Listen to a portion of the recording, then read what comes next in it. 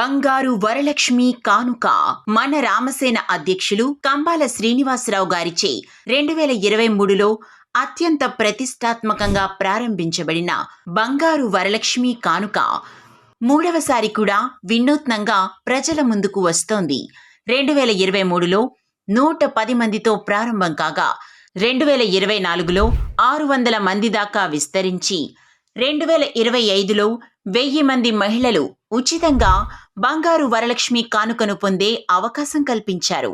జగ్గంపేట, రంపచోడవరం, రాజానగరం నియోజకవర్గాలలో కల మహిళలందరూ హిందూ, క్రైస్తవ, ముస్లిం అను భేదం లేకుండా ప్రతి ఒక్కరూ ఉచితంగా బంగారు వరలక్ష్మి కానుకకు అర్హులని మన కంబాల శ్రీనివాసరావు గారు తెలియచేస్తున్నారు.